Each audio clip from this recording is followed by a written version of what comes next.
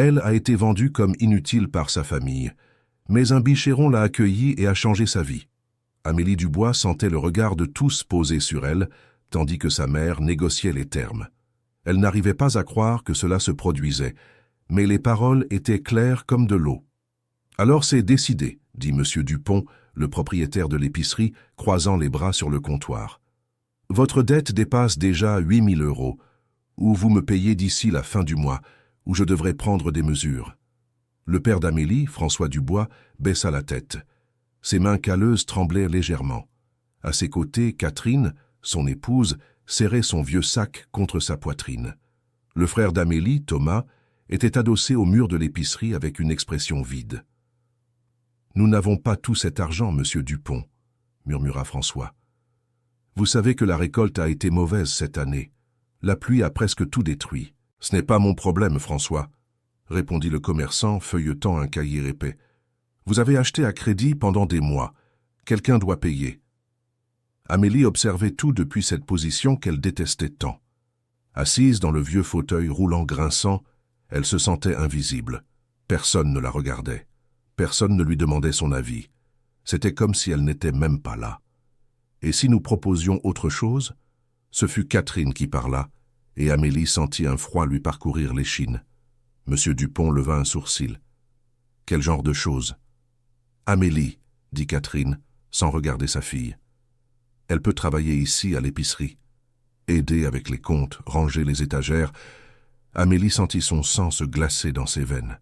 « Maman, qu'est-ce que tu dis ?» chuchota-t-elle, mais Catherine ne se retourna même pas.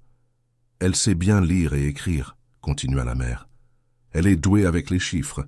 Elle peut être utile. » Monsieur Dupont eut un rire bref. « Catherine, pour l'amour de Dieu, la fille ne peut même pas marcher. Comment va-t-elle travailler à l'épicerie? J'ai besoin de quelqu'un qui monte et descende les escaliers, qui porte des cartons. »« Mais elle peut faire d'autres choses, » insista François, regardant enfin le commerçant. « Elle a fait des études. Elle a son bac, l'une des rares du village. » Amélie eut envie de crier. Elle voulut faire tourner son fauteuil et partir. Mais elle était paralysée, incapable de comprendre ce qu'elle entendait. Ses propres parents essayaient de la négocier comme si elle était une marchandise. « Écoutez, » dit M. Dupont, tambourinant des doigts sur le comptoir, « je comprends votre situation, mais cela ne résout pas mon problème. J'ai besoin d'argent, pas d'une employée qui peut à peine se déplacer. » Les mots faisaient plus mal qu'Amélie ne voulait l'admettre. Elle baissa la tête, sentant les larmes lui brûler les yeux. Elle n'allait pas pleurer. « Pas devant eux. »« Combien de temps avons-nous » demanda Thomas, parlant pour la première fois. « Jusqu'à la fin du mois, » répéta M. Dupont. « Ça fait 2 semaines. » C'est à ce moment que la porte de l'épicerie s'ouvrit. Amélie entendit des pas fermes avant de voir qui c'était. Quand elle leva les yeux, elle vit la silhouette grande et forte de Nicolas Lambert entrer dans l'établissement. Il avait environ 35 ans, une barbe bien entretenue, des épaules larges de quelqu'un qui travaille le bois toute la journée. Il portait une chemise sans manches qui montrait des bras musclés et bronzés par le soleil. Nicolas vivait seul dans un chalet dans le Massif central, à environ 3 kilomètres du village. Il était bûcheron, propriétaire d'une petite scierie. Les gens disaient qu'il était solitaire, qu'il évitait les conversations et les festivités. Amélie le voyait de temps en temps quand il descendait acheter des provisions. « Bonjour », dit Nicolas d'une voix grave. « Nicolas, quelle surprise !» répondit M. Dupont, changeant complètement de ton. « Qu'est-ce qui t'amène ici ?»« Je viens chercher quelques affaires, » dit-il, sortant une liste de sa poche. Amélie remarqua que Nicolas regarda brièvement vers elle, puis vers ses parents. Quelque chose dans son visage changea, comme s'il avait perçu la tension dans l'air. « Tout va bien ici ?» demanda-t-il. « On règle juste quelques affaires, » répondit rapidement M. Dupont. « Rien qui ne te concerne. » Nicolas hocha lentement la tête, mais ne sembla pas convaincu. Elle prit un panier et commença à circuler dans l'épicerie en choisissant des produits. Amélie fixa à nouveau le sol, sentant le poids de la honte. « On va trouver une solution, monsieur Dupont, » dit finalement François, « d'une manière ou d'une autre. »« Je l'espère bien, » rétorqua le commerçant, « parce que la prochaine fois que je monterai cette colline, ce ne sera pas pour discuter. » La famille Dubois commença à se retirer. Thomas poussa le fauteuil d'Amélie sans délicatesse, la faisant cahoter sur les pierres irrégulières du sol. Quand ils passèrent devant Nicolas, il regarda directement Amélie. Ce n'était pas un regard de pitié, c'était quelque chose de différent, presque comme s'il évaluait la situation. Dehors, le soleil de l'après-midi tapait fort sur la petite place du village. Quelques femmes discutaient près de la fontaine. Des enfants jouaient à chat perchés entre les arbres. La vie continuait normalement pour tout le monde, sauf pour Amélie.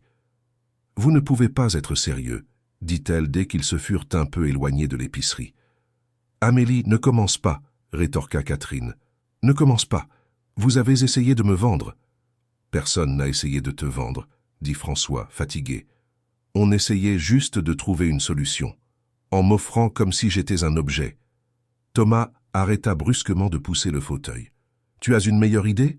demanda-t-il irrité. « Parce que j'adorerais l'entendre. » Amélie respira profondément, essayant de contrôler sa colère. « Je peux travailler, Thomas. Je peux aider d'autres façons. »« Comment ?» rit-il sans humour. « Personne ici ne veut embaucher quelqu'un qui ne peut pas marcher. On a déjà essayé. Alors laissez-moi essayer de trouver quelque chose. » Amélie, Catherine se tourna vers elle. « Tu dois comprendre. La situation est difficile.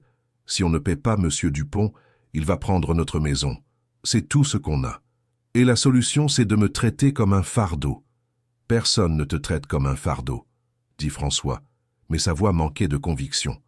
Amélie savait que c'était exactement ainsi qu'il la voyait. Depuis l'accident 5 ans plus tôt, quand elle était tombée de l'arbre en essayant d'attraper des mangues et s'était blessée à la colonne vertébrale, tout avait changé. Ses parents, autrefois affectueux, étaient devenus distants. Thomas, qui était proche, lui parlait à peine maintenant. Et Amélie était devenue juste une bouche de plus à nourrir, une dépense supplémentaire dans une famille qui arrivait déjà à peine à survivre. Ils rentrèrent à la maison en silence. La petite propriété se trouvait sur le flanc de la colline, une maison simple avec 2 chambres, une cuisine et un salon. La peinture s'écaillait, le toit avait besoin de réparation. Le petit terrain où ils cultivaient des haricots et du maïs était sec, la terre craquelée par le manque de pluie. Amélie passa le reste de l'après-midi dans la chambre qu'elle partageait avec Thomas. Il avait accroché un vieux drap pour diviser l'espace. De son côté, il n'y avait qu'un lit étroit, une commode ancienne et le fauteuil roulant appuyé contre le mur. Des livres empilés par terre étaient sa seule compagnie. Elle prit un cahier et commença à faire des calculs. 8 000 €. C'était beaucoup d'argent. Plus que ce que sa famille pourrait économiser en des mois. Comment avait-il laissé la dette atteindre ce point? Amélie connaissait la réponse. Après l'accident, les dépenses pour les médecins et les médicaments avaient englouti toutes les économies. François avait essayé de planter davantage, mais le climat n'avait pas aidé. Catherine faisait de la couture pour d'autres, mais gagnait peu. Thomas travaillait comme journalier où il pouvait. Et Amélie n'était qu'un poids. On frappa à la porte de la chambre. « Amélie, j'ai besoin de prendre des vêtements, » dit Thomas, entrant sans attendre de réponse. Elle ferma le cahier. « Thomas, je peux te poser une question ?» Il fouillait dans une boîte sous le lit. « Ça dépend de la question. »« Tu me détestes ?» Thomas s'arrêta. Il resta immobile quelques secondes, le dos tourné. « Non, » dit-il finalement. « Je ne te déteste pas. Mais tu m'en veux pour ce qui s'est passé. » Il se retourna et Amélie vit sur le visage de son frère quelque chose qu'elle n'avait pas vu depuis des années. De la fatigue, une pure exhaustion. « Amélie, je ne te blâme pas pour l'accident, mais les choses sont devenues difficiles après. Tu le sais. Je n'ai pas demandé à tomber de cet arbre. Je sais. Mais vous me traitez tous comme si j'avais choisi cela. » Thomas s'assit au bord de son propre lit. « Nous avons peur, Amélie. Peur de tout perdre. Et quand les gens ont peur, ils ne réfléchissent pas correctement. Cela justifie-t-il de m'offrir en paiement? Non, admit-il. Cela ne justifie pas. Ils restèrent silencieux un moment. Que va-t-il se passer si nous ne pouvons pas payer? Demanda Amélie. Monsieur Dupont va prendre la maison. Nous devrons quitter le village. Je ne sais pas pour où. Il doit y avoir une solution. Si tu en trouves une, dit Thomas en se levant, préviens-moi. Il quitta la chambre, laissant Amélie seule à nouveau. Elle reporta son regard sur le cahier. 8 000 €, 2 semaines. Le lendemain matin, Amélie fut réveillée par du bruit dans la cuisine. Elle roula son fauteuil hors de la chambre et ne trouva que sa mère en train de préparer le café. Ton père et Thomas sont partis tôt, dit Catherine sans la regarder. Ils sont allés essayer de trouver du travail. Amélie se servit du café et prit un morceau de pain. Ils mangèrent dans un silence gêné. « Maman, commença Amélie, à propos d'hier, je ne veux pas en parler. Mais nous devons en parler. » Catherine soupira et regarda enfin sa fille. « Amélie, tu crois que c'était facile pour moi? Tu crois que je voulais offrir ma propre fille? Alors pourquoi l'as-tu fait? Parce que je suis désespérée. » La voix de Catherine s'éleva. « Parce que chaque nuit, je reste éveillée à penser à comment nous mangerons le lendemain. Parce que ton père se tue au travail et que ça ne sert à rien. Parce que Thomas perd sa jeunesse à essayer de maintenir cette famille. Et parce que... » Elle s'arrêta, respirant avec difficulté. « Parce que quoi ?» pressa Amélie. « Parce que tu as besoin de soins que nous ne pouvons pas te donner, » dit finalement Catherine. « Et j'ai pensé que si tu travaillais quelque part, au moins tu aurais un endroit où rester, tu aurais de la nourriture assurée. Tu essayais de te débarrasser de moi. J'essayais de m'assurer que tu ailles bien. » Catherine frappa la table de sa main. « C'est différent. Ça n'en a pas l'air. » Catherine se cacha le visage dans les mains. « Tu ne comprends pas parce que tu n'as pas d'enfant. Quand tu en as, tu ferais n'importe quoi pour t'assurer qu'ils aillent bien. N'importe quoi. » Amélie sentit les larmes monter, mais cligna des yeux pour les retenir. « Et si je trouvais un travail? Quelque chose que je pourrais faire? » « Amélie, nous avons déjà essayé. » « Tu as déjà essayé. Personne ici n'a besoin de quelqu'un qui ne marche pas, » compléta Amélie. « Tu peux le dire. » Catherine se leva et quitta la cuisine sans ajouter un mot. Amélie resta assise là, regardant la tasse de café à moitié vide. C'était vrai qu'elle avait essayé de trouver du travail auparavant. Elle était allée dans toutes les maisons du village pour proposer ses services. Elle savait coudre, elle savait compter, elle savait lire et écrire mieux que la plupart des gens ici.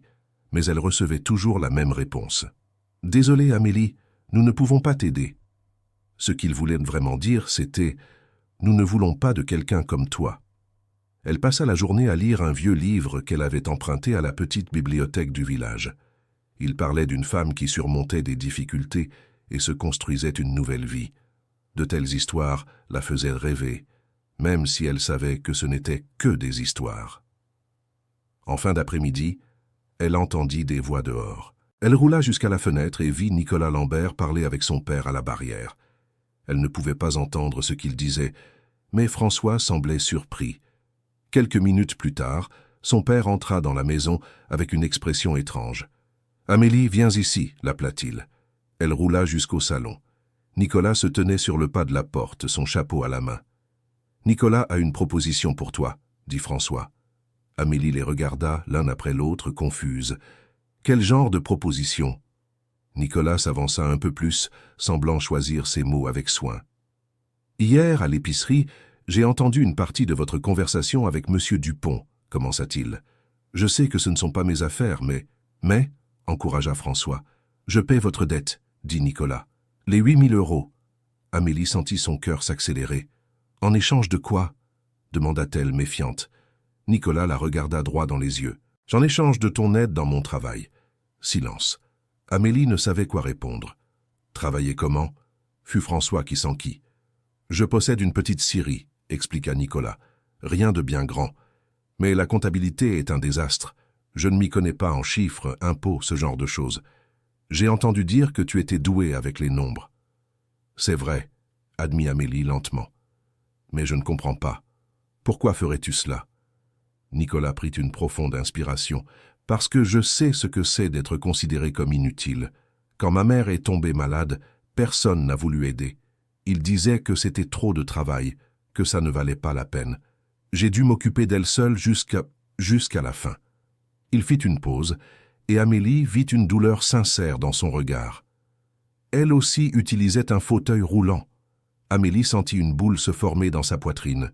« Je suis désolé. » Nicolas hocha la tête. « Quoi qu'il en soit, l'offre est là. Tu viendrais habiter dans le chalet avec moi. Tu aurais ta propre chambre. Tu t'occuperais de la comptabilité de la scierie. Je paie la dette de ta famille aujourd'hui même. » « Attends. » François leva la main. « Habiter avec toi ? Le chalet est loin du village, » précisa Nicolas. Elle ne pourrait pas faire l'aller-retour chaque jour. Mais c'est un endroit sûr. J'ai construit une rampe il y a quelques années, quand ma mère vivait avec moi. Sa chambre est toujours là, aménagée. Amélie regarda son père, puis Nicolas à nouveau. Et si je refuse? Alors je m'en vais et vous vous débrouillez avec Monsieur Dupont comme vous pourrez, répondit simplement Nicolas. Mais je propose une solution. C'est un peu étrange, tu ne trouves pas? Dit Amélie. Un homme que je connais à peine qui propose de payer une énorme dette juste pour que je fasse de la comptabilité. C'est étrange, admit Nicolas. Mais j'ai vraiment besoin d'aide pour la paperasse. Et toi, tu as besoin d'un endroit où tu seras apprécié. Cela me semble un échange équitable. François se gratta la tête, pensif. Amélie, qu'en penses-tu? Elle fut surprise qu'il lui demande son avis. Je ne sais pas, j'ai besoin de réfléchir. Bien sûr, dit Nicolas, mais il me faut une réponse pour demain. Après, l'offre ne tiendra plus. Il remit son chapeau et se tourna pour partir. Nicolas, l'appela Amélie. Il s'arrêta. Pourquoi fais-tu vraiment cela? Il la regarda longuement.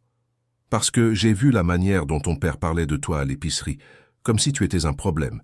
Et parce que ma mère disait toujours que chacun a de la valeur, même quand les autres ne le voient pas. Peut-être que je veux juste prouver qu'elle avait raison. Sur ce, il partit. Amélie resta à fixer la porte close, l'esprit en ébullition. « Que vas-tu faire » demanda François. « Je ne sais pas encore » répondit-elle honnêtement. Quand Catherine rentra à la maison et apprit l'offre, sa réaction fut immédiate. « Tu dois accepter, dit-elle. Maman, je ne connais même pas cet homme. »« Mais c'est une solution, » insista Catherine. « Il va payer notre dette.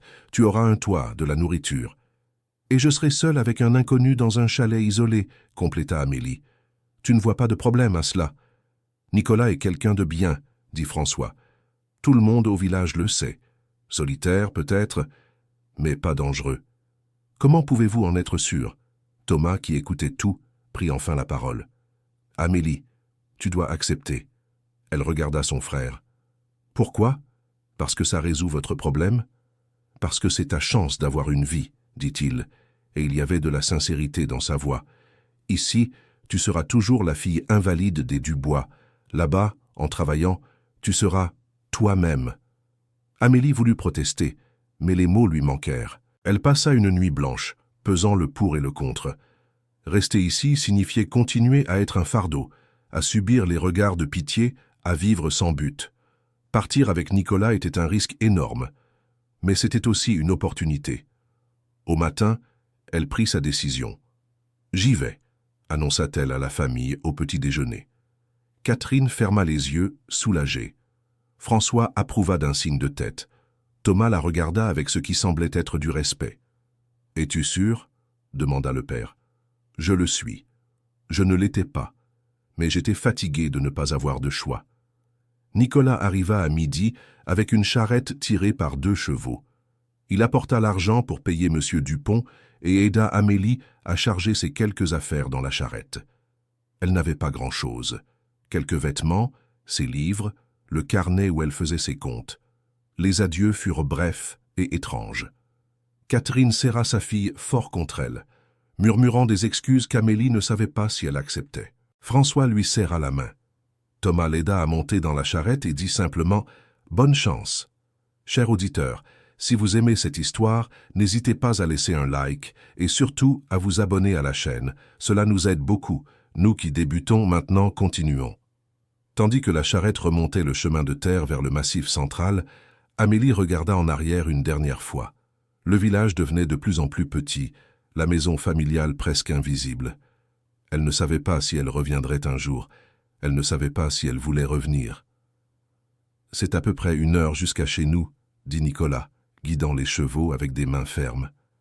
Amélie se contenta de hocher la tête. Elle observait le paysage changer autour d'eux. Le village se trouvait dans une zone plus plate, mais à mesure qu'ils montaient, de grands arbres commencèrent à border la route. Des pins, des eucalyptus, quelques araucarias. L'air devenait plus frais, l'odeur de terre et de bois plus intense. « Tu as toujours travaillé avec le bois ?» demanda Amélie, rompant le silence. « Depuis mes 16 ans, » répondit Nicolas. « Mon père avait la scierie. Quand il est parti, il m'a laissé la faire. Et ta mère ? Elle est tombée malade quelques années plus tard. Une maladie qui a attaqué les nerfs. D'abord les jambes, puis les bras ont commencé à faiblir aussi. Je suis resté à m'occuper d'elle pendant 5 ans jusqu'à... Il ne termina pas sa phrase, mais ce n'était pas nécessaire. Cela a dû être difficile. Ça l'était, mais j'ai aussi beaucoup appris d'elle. J'ai appris qu'avoir des limites physiques ne signifie pas avoir de vraies limites. Ma mère était la personne la plus intelligente que j'ai connue. Jusqu'à la fin, elle résolvait des problèmes que je ne parvenais même pas à comprendre. Amélie se surprit à être curieuse à propos de cette femme qu'elle n'avait jamais connue. Comment était-elle? Nicolas sourit, le premier sourire sincère qu'Amélie voyait chez lui. Têtue, drôle. Elle ne laissait personne la traiter avec pitié. Elle disait que la pitié était une insulte, pas de la gentillesse. J'aime cette philosophie. Moi aussi. Ils continuèrent en silence un moment jusqu'à ce que la forêt s'ouvre, révélant une petite vallée. Là se trouvait le chalet de Nicolas, construit en bois sombre et solide. Il n'était pas grand, mais bien entretenu. Il y avait une véranda à l'avant avec des rocking chairs. À côté, Amélie vit ce qui devait être la scierie, une construction plus grande où s'empilaient des billes de différentes tailles. Une scie circulaire était recouverte d'une bâche, des outils accrochés à des crochets au mur. « C'est ici, » dit Nicolas, arrêtant la charrette. Amélie observa tout attentivement, et alors, elle vit la rampe. Une rampe large et soigneusement construite qui allait de la véranda jusqu'au sol, avec des mains courantes de chaque côté. « Tu as gardé la rampe, » remarqua-t-elle.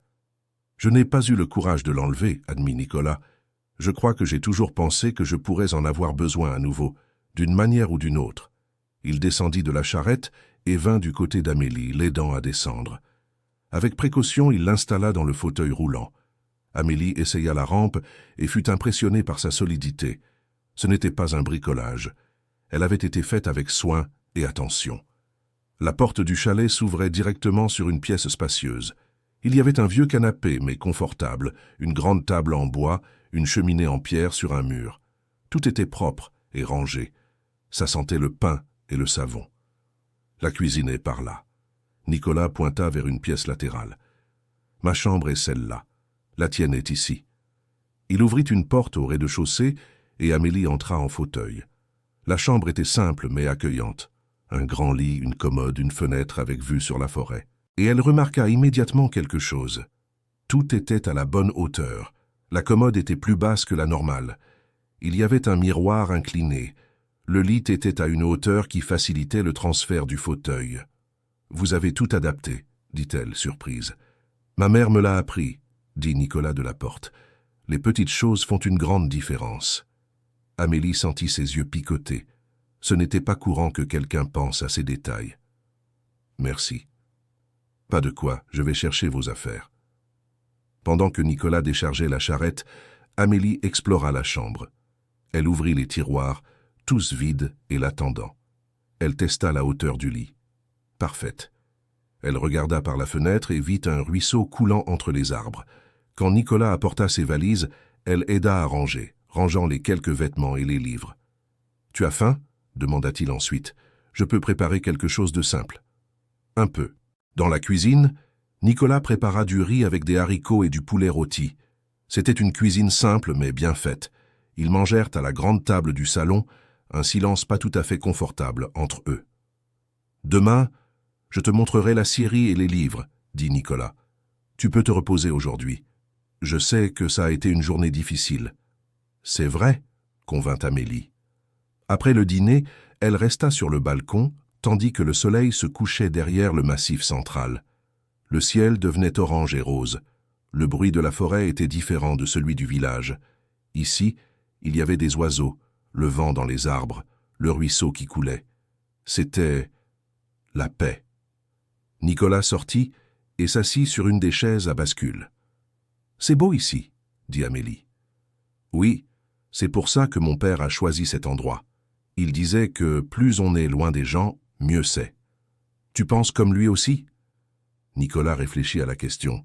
« Je ne sais pas, je me suis habitué à la solitude. Mais parfois, je pense que mon père avait tort, qu'on a besoin des gens même s'ils peuvent décevoir. Ta famille t'a déçu ? Ma mère, jamais. Mon père, c'était compliqué.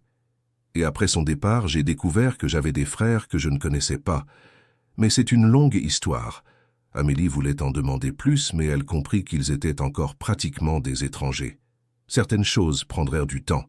« Bon, » dit-elle finalement. « Merci pour tout ça, de me donner cette chance. » Nicolas la regarda. « Pas de quoi. J'ai aussi besoin de toi. Les livres sont dans un désordre complet. Je ne sais pas si la Syrie survivra encore une année dans cet état. » Si grave que ça? Pire. Malgré tout, Amélie sourit. Le lendemain matin, elle se réveilla au bruit d'une scie qui démarrait. Il lui fallut un moment pour se rappeler où elle était. Elle n'était plus dans la maison exiguë qu'elle partageait avec Thomas. Elle était dans sa propre chambre, dans un endroit du Massif central, avec un homme qu'elle connaissait à peine. Elle se leva du lit et se transféra dans le fauteuil. Elle s'habilla et se rendit à la cuisine. Nicolas avait déjà laissé du café prêt et du pain sur la table, avec un mot. « Je suis à la Syrie. Viens quand tu te réveilles. » Amélie but son café lentement, observant par la fenêtre. De près, elle pouvait mieux voir l'opération. Nicolas coupait des billes de bois avec précision, les muscles de ses bras travaillant. C'était un travail dur, mais il semblait habitué.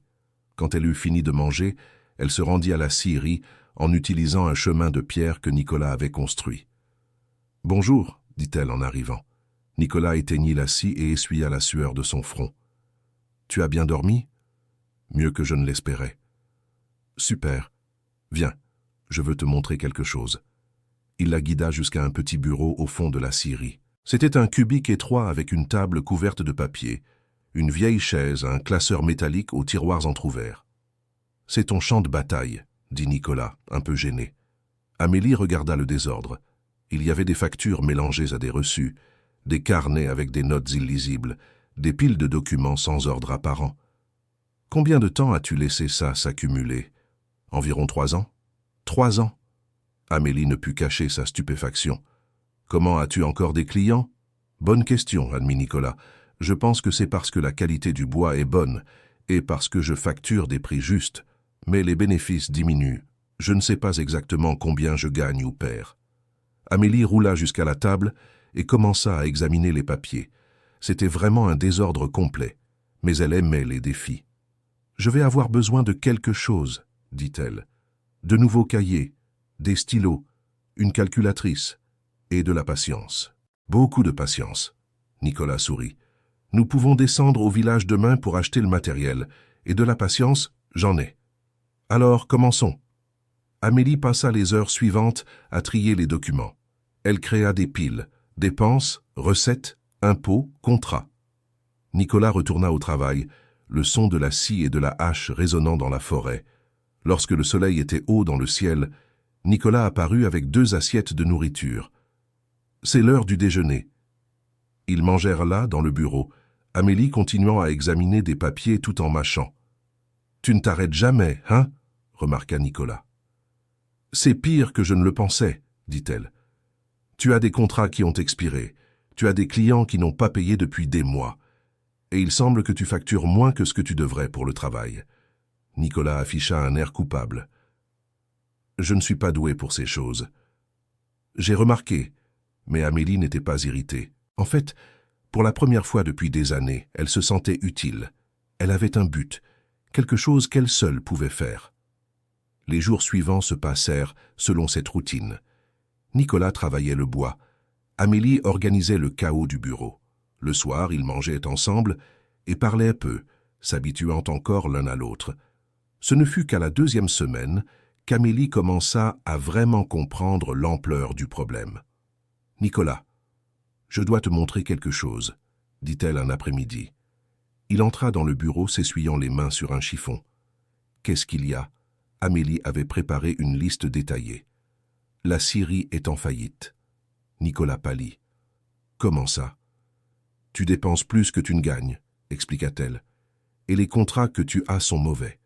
Tu vends du bois à un prix, mais les coûts de coupe, de transport et les impôts mangent tout le bénéfice. Mais j'ai toujours vendu à ce prix. Et c'est ça le problème. Les coûts sont augmentés, mais tu n'as pas ajusté les prix. Et il y a plus. Tu fais crédit à des clients qui ne paient jamais. Rien que l'année dernière, tu as perdu près de 15 000 € en dettes impayées. » Nicolas s'assit lourdement sur la chaise. Je ne savais pas que c'était si grave. Amélie pouvait voir son découragement. Elle hésita, mais décida d'être honnête. Si tu ne changes rien, tu devras fermer dans moins de 6 mois. Le silence qui suivit était pesant. Nicolas passa la main dans ses cheveux visiblement secoués. « Ma famille a travaillé dans cette scierie pendant 3 générations, dit-il doucement. Mon grand-père a commencé, mon père a continué. Moi, je ne peux pas être celui qui laisse tout s'arrêter. » Amélie ressentit sa peine. Elle savait ce que c'était de porter le poids des attentes familiales. « Ça n'a pas besoin de s'arrêter, » dit-elle. « Mais il faut que ça change. » Quoi, par exemple? D'abord, tu dois renégocier les contrats, facturer un prix juste pour ton travail. Deuxièmement, arrêter de faire crédit sans discernement. Troisièmement, diversifier. Tu ne vends que du bois brut, mais tu pourrais vendre des produits finis, des meubles, des portes, des fenêtres. Le bénéfice serait bien plus grand. Nicolas la regarda avec un mélange de surprise et d'admiration. « Tu as pensé à tout ça en 2 semaines ?»« Je réfléchis vite, » dit Amélie avec un petit sourire. « Mais je ne sais pas faire des meubles, je ne sais pas travailler le bois comme ça, de façon raffinée. Mais tu peux apprendre, ou tu peux embaucher quelqu'un qui sait. Avec quel argent? » Amélie y avait pensé aussi. Les clients qui te doivent de l'argent. Tu dois les faire payer. Nicolas fit une grimace de gêne. Je ne suis pas doué pour réclamer. Ce sont des gens du village, je les connais. Et ils te connaissent, et pourtant ne paient pas.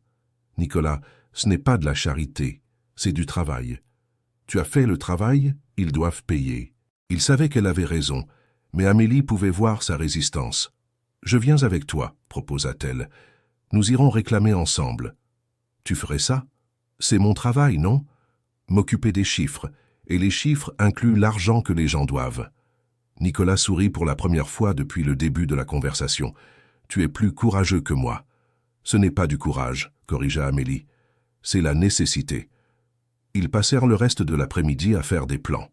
Amélie dressa une liste de tous les débiteurs. Elle prépara des documents prouvant les dettes. Elle calcula ce que chacun devait, avec les intérêts. « Commençons lundi, » décida Nicolas. « Descendons au village et réglons cela. » Mais Amélie sentait que ce ne serait pas facile. Elle connaissait les gens du village. Ils savaient faire en sorte qu'on se sente coupable de réclamer son dû. Durant le week-end, Nicolas montra à Amélie d'autres coins de la propriété. Il y avait un petit verger où poussaient des pommes et des poires, un poulailler avec une demi-douzaine de poules, un potager qui avait besoin de soins. « Je n'ai pas le temps pour tout, » admit Nicolas. « Le travail à la scierie me prend toute la journée. »« Je peux m'occuper du potager, » proposa Amélie. « Et des poules, je sais faire cela. » Nicolas la regarda, surpris. « Tu sais, j'ai grandi dans une maison avec un jardin. Mon père jardinait. Je l'aidais avant l'accident. Ce n'est pas parce que je ne peux pas marcher que je ne peux pas travailler la terre. » Et c'était vrai. Dans les jours qui suivirent, Amélie commença à revitaliser le potager. Elle se déplaçait entre les plates-bandes, arrachant les mauvaises herbes, plantant de nouveaux plants, arrosant. C'était un travail dur, mais gratifiant. Elle voyait les choses pousser sous ses soins. Nicolas observait de loin, impressionné. Il commençait à comprendre qu'il avait sous-estimé Amélie. Elle n'était pas quelqu'un qui avait besoin d'être prise en charge. C'était une personne compétente, intelligente, déterminée. Le problème n'était pas en elle. Il était dans la façon dont les gens la voyaient. Quand lundi arriva, ils descendirent au village dans une petite charrette. Amélie était nerveuse, mais elle essayait de ne pas le montrer. C'était la première fois qu'elle revenait depuis son départ. L'accueil fut étrange. Les gens regardaient. Certains faisaient un signe de tête, d'autres détournaient le regard. Amélie sentait les chuchotements. Ils se rendirent d'abord chez M. Martin, un fermier qui devait 3 000 €. Nicolas, Amélie. Il les accueillit à la porte, surpris. « Qu'est-ce qui vous amène ici ?»« Monsieur Martin, » commença Nicolas, visiblement mal à l'aise, « vous savez que vous avez une dette envers moi. »« Ah, ça !» L'homme haussa les épaules. « Je suis un peu serré en ce moment. Vous savez comment c'est. »« Cela fait 8 mois, » dit Amélie, intervenant. « Vous avez commandé du bois pour rénover votre grange. Nicolas a tout livré, vous n'avez pas payé. » Monsieur Martin regarda Amélie avec déplaisir. « La jeune fille travaille pour toi maintenant, Nicolas. »« Elle s'occupe de la comptabilité, » répondit Nicolas fermement. « Je comprends, dit M. Martin, mais son ton était désapprobateur. Bon, comme je l'ai dit, je n'ai pas d'argent pour le moment. Amélie ouvrit le dossier qu'elle avait apporté. Monsieur Martin, le même mois où vous avez commandé le bois, vous avez acheté un nouveau tracteur. J'ai vérifié à l'épicerie. Vous avez dépensé 40 000 €. Le visage du fermier devint rouge. Vous avez fouillé dans ma vie? J'ai simplement vérifié les faits, dit Amélie calmement. Vous avez de l'argent. Vous ne voulez juste pas payer. Écoutez ici, petite.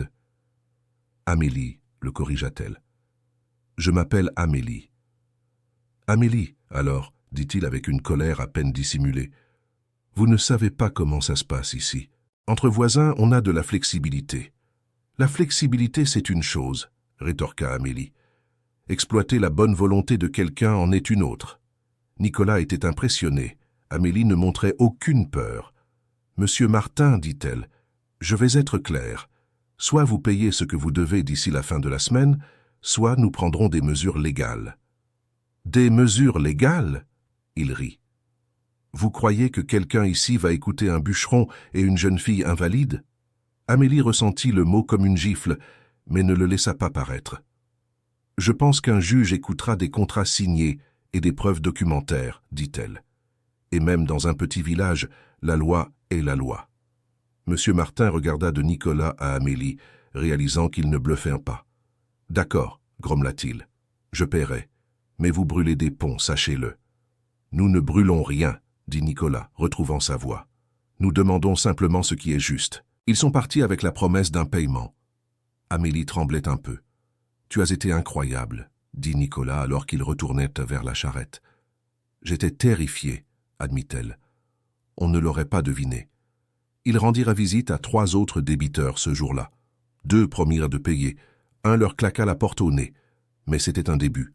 Quand ils revinrent au chalet, Amélie était épuisée. Pas seulement physiquement, mais émotionnellement. Affronter le village, affronter les préjugés était épuisant. « Tu n'as pas à faire cela », dit Nicolas pendant qu'il préparait à le dîner. « Je peux m'occuper des recouvrements seul. »« Non, tu ne peux pas, » dit Amélie. « J'ai vu comme tu es mal à l'aise. Tu es trop gentil, Nicolas. Les gens en profitent. Être gentil est une mauvaise chose? Non. Mais il y a une différence entre la bonté et se laisser marcher sur les pieds. » Nicolas rit malgré tout. Ma mère disait la même chose. Amélie sourit. Elle avait l'air d'être une femme sage. Elle l'était. Tu l'aurais aimée, et elle t'aurait aimé. C'était un compliment simple, mais il signifiait beaucoup pour Amélie. Dans les semaines qui suivirent, ils continuèrent à recouvrer les dettes. La plupart des gens payèrent, bien que beaucoup à contre-cœur. L'argent commença à rentrer. Amélie réorganisa complètement les finances de la Syrie. Mais tout n'était pas facile. Amélie remarqua que les nouvelles commandes diminuaient. Les gens du village boycottaient Nicolas. Ils ne voulaient plus traiter avec lui depuis qu'Amélie était arrivée. « Ils sont en colère », dit Nicolas un soir. « C'est vrai », acquiesça Amélie. « Mais ils s'en remettront. Quand ils verront qu'il n'y a pas d'autres fournisseurs aussi bons que toi, ils reviendront. Et s'ils ne reviennent pas, alors nous trouverons d'autres clients. » C'était plus facile à dire qu'à faire. Mais Amélie avait un plan. « La grande ville, » dit-elle. « C'est à environ 50 kilomètres d'ici, n'est-ce pas? Oui, il y a des chantiers là-bas. De nouveaux immeubles, des maisons. Ils ont besoin de bois. Et tu as de la qualité. Mais je n'ai jamais vendu en dehors du village. Alors, il est temps de commencer. » Nicolas réfléchit. C'était risqué, mais c'était aussi nécessaire. « D'accord ?» dit-il. « Essayons. » Amélie prépara tout un dossier. Des échantillons de bois, des prix, des spécifications techniques. Nicolas fut impressionné par le professionnalisme. Ils se rendirent en ville un mercredi. Amélie avait pris des rendez-vous avec 3 entreprises de construction. Nicolas conduisit la charrette, nerveux. Cher auditeur, si vous aimez l'histoire, n'hésitez pas à laisser un like et surtout à vous abonner à la chaîne. Cela nous aide beaucoup, nous qui débutons. Maintenant, continuons. La première réunion ne se passa pas bien. Le manager regarda à peine les échantillons. Il dit qu'il avait déjà des fournisseurs établis. Amélie le remercia poliment et ils passèrent à la seconde. La seconde fut meilleure. Le propriétaire de l'entreprise de construction, M. Leroy, examina les échantillons attentivement. « Bonne qualité, dit-il. Combien demandez-vous » Nicolas annonça le prix qu'Amélie avait calculé. Monsieur le roi fit une tête dubitative. « C'est un peu plus que ce que je paie actuellement. Mais la qualité est aussi supérieure, » argumenta Amélie en montrant des comparaisons, « et nous avons des délais de livraison plus rapides. » Monsieur le roi la regarda, remarquant son fauteuil roulant pour la première fois. « Vous travaillez avec lui ?»« Oui, » dit simplement Amélie. « Intéressant. Il sembla vraiment curieux, pas condescendant. « Je ne vois pas beaucoup de femmes dans le commerce du bois. Je m'occupe de la partie administrative, » expliqua Amélie. « Nicolas s'occupe de la production. »« Bonne répartition, » approuva Monsieur le roi. « Écoutez, je vais essayer. Envoyez-moi 2 tonnes de pain. Si la qualité est bien celle que vous promettez, nous pourrons faire affaire régulièrement. » Amélie et Nicolas en sortirent ravis. C'était le premier gros client en dehors du village. La 3e réunion aboutit aussi à une petite commande. Sur le chemin du retour, Nicolas ne cessait de sourire. « On a réussi, dit-il. 2 nouveaux clients. Ce n'est que le début, dit Amélie. Mais c'est un bon début. Quand ils arrivèrent à la maison, la sensation était celle de la victoire. Ils avaient déprouvé qu'ils pouvaient survivre sans le village, mais tout n'était pas joie. Ce soir-là, tandis qu'Amélie organisait les nouveaux contrats, Nicolas s'assit à côté d'elle avec une expression sérieuse. « Amélie, je dois te dire quelque chose. » Elle s'arrêta net. « Qu'y a-t-il » Nicolas prit une profonde inspiration. « Quand j'ai dit que j'avais découvert des frères que je ne connaissais pas, ce n'était pas tout à fait ça. »« Comment alors ?»« Mon père avait une autre famille avant ma mère, commença-t-il. Une autre épouse, d'autres enfants. Il les a abandonnés quand j'étais bébé. Je ne l'ai su qu'après son départ, quand un homme est apparu ici en disant être mon frère. » Amélie écouta attentivement. « Il s'appelle Julien, il est plus âgé que moi d'environ 10 ans. Il est venu chercher l'héritage. »« La Syrie ?»« Cela. Et les terres. Il a dit qu'il y avait autant droit que moi, que notre père les avait laissés, lui et sa mère, dans la misère. » « Et c'était vrai ?»« Apparemment oui, » Nicolas semblait gêné. « Mon père n'était pas un homme bon, Amélie. J'ai grandi en pensant qu'il l'était. Mais la vérité, c'est qu'il a construit cette vie ici aux dépens d'une autre famille. Qu'as-tu fait ? J'ai proposé de partager. Mais Julien s'est mis en colère. Il a dit que je n'avais pas le droit d'être magnanime avec ce qui n'était pas seulement à moi. Il a dit des choses méchantes et est parti. Je ne l'ai pas revu depuis 3 ans. Et pourquoi me dis-tu cela maintenant ? Nicolas hésita. Parce que j'ai appris qu'il est au village. Quelqu'un m'a dit qu'il était apparu en posant des questions sur moi, sur la Syrie, et sur toi. Amélie sentit un frisson dans le dos. Sur moi ? Je pense qu'il essaie de comprendre ce qui a changé ici. Pourquoi soudain je réclame des dettes ? Je fais des affaires en ville. Il doit penser que je deviens riche ou quelque chose comme ça. Et tu penses qu'il pourrait causer des problèmes ? Nicolas la regarda avec inquiétude. Je ne sais pas. Julien a toujours été compliqué, rageur. Il pensait que le monde lui devait quelque chose. Tu penses qu'il pourrait venir ici ? Peut-être. Je voulais juste te prévenir, pour que tu sois prête. Amélie le remercia pour l'avertissement, mais resta troublée. Elle pensait avoir enfin trouvé un peu de paix. Maintenant, d'autres problèmes approchaient. Les jours suivants, Julien ne se montra pas. Mais Amélie sentait la tension chez Nicolas. Il travaillait plus dur, comme s'il voulait prouver quelque chose. Il abattait plus d'arbres, transformait plus de bois. « Tu as besoin de te reposer », lui dit Amélie un après-midi. « Je vais bien », répondit-il, mais sa voix était fatiguée.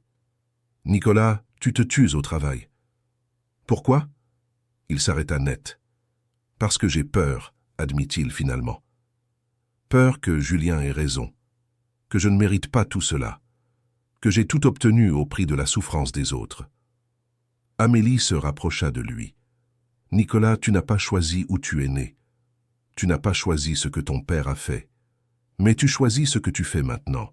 Et tu choisis de travailler honnêtement, de payer tes dettes, de bien traiter les gens. Ce n'est pas de la culpabilité, c'est du caractère. » Il la regarda avec gratitude. « Comment es-tu si sage ? Je ne le suis pas.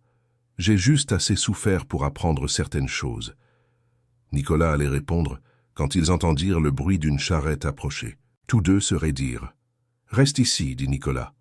Mais Amélie le suivit jusqu'à l'avant du chalet. La charrette qui arrivait n'était pas inconnue.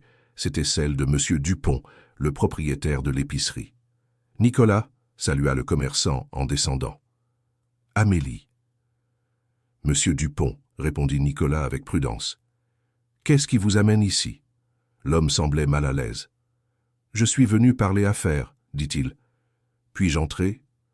Nicolas regarda Amélie qui acquiesça. Ils entrèrent dans le chalet. Monsieur Dupont s'assit dans le salon, refusant le café que Nicolas offrit. « J'irai droit au but, » dit le commerçant. « J'ai appris que vous faisiez des affaires en ville. »« C'est vrai, » confirma Nicolas. « Y a-t-il un problème ?»« Non, non, monsieur Dupont leva les mains. En fait, je suis venu proposer un partenariat. » Amélie et Nicolas échangèrent des regards surpris. « Quel genre de partenariat ?»« J'ai des contacts en ville, » expliqua monsieur Dupont. « D'un magasin de bricolage, menuiserie. Je peux vous mettre en contact avec eux.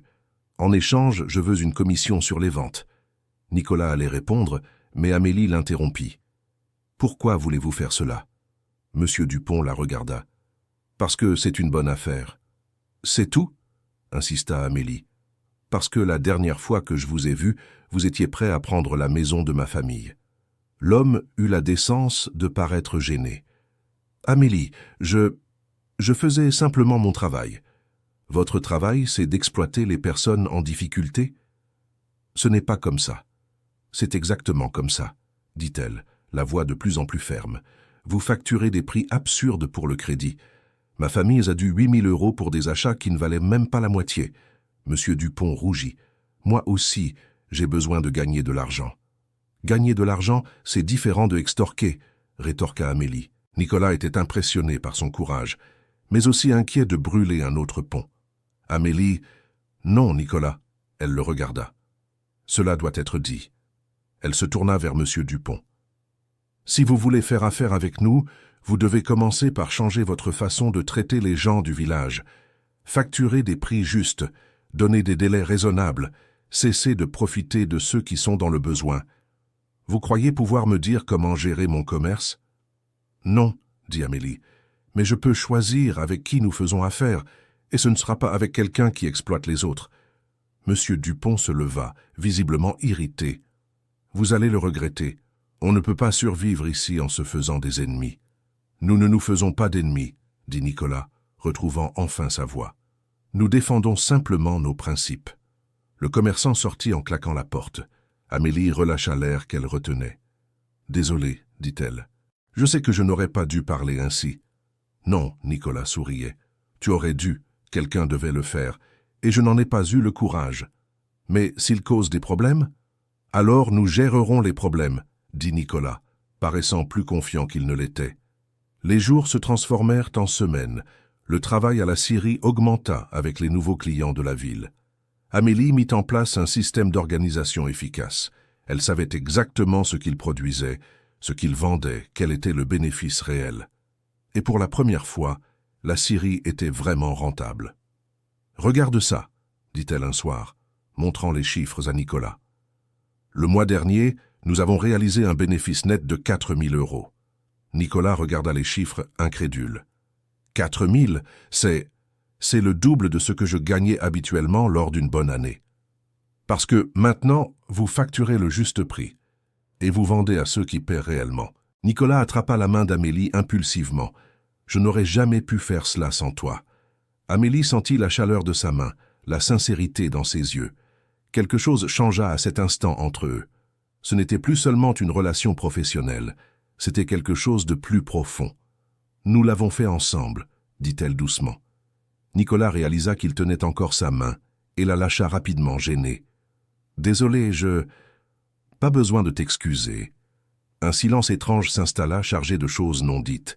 Ce fut Amélie qui brisa le moment. « Nicolas, puis-je te poser une question personnelle ? » ?»« Bien sûr. »« Pourquoi as-tu vraiment fait cela ? Payer la dette de ma famille m'a amené ici. Ce n'était pas seulement pour la comptabilité, n'est-ce pas ?» Nicolas s'assit, réfléchissant à sa réponse.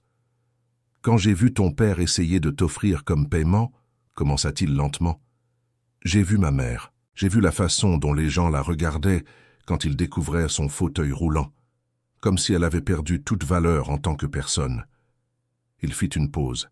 « Et j'ai pensé que si quelqu'un avait aidé ma mère quand elle était jeune Avant de rencontrer mon père, sa vie aurait peut-être été différente, meilleure.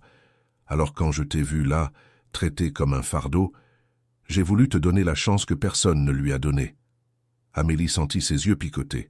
« Ta mère serait fière de toi. Je l'espère. » Ils restèrent assis là, dans un silence confortable, regardant le feu dans la cheminée. Ce soir-là, Amélie comprit qu'elle commençait à éprouver quelque chose pour Nicolas. Ce n'était pas seulement de la gratitude, c'était de l'admiration, c'était de l'attirance. C'était quelque chose qui l'effrayait un peu. Le lendemain matin, elle se réveilla déterminée à se concentrer sur le travail. Les sentiments étaient compliqués. Elle ne voulait pas gâcher ce qu'elle avait construit ici. Mais le destin en avait décidé autrement. C'était une matinée ordinaire, lorsqu'ils entendirent des chevaux approcher. Amélie était au potager quand elle vit 2 personnes descendre d'une calèche élégante. Un homme plus âgé, aux cheveux grisonnants, habillé de vêtements coûteux, et à côté de lui, un homme plus jeune qui ressemblait à Nicolas. Ce devait être Julien. Nicolas sortit de la scierie en entendant les voix.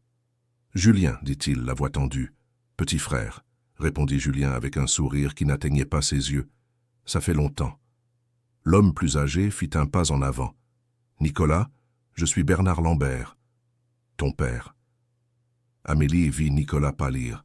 « Mon père est mort. »« Le père qui t'a élevé est mort, » corrigea Bernard. « Je suis ton père biologique. » Le silence qui suivit était lourd.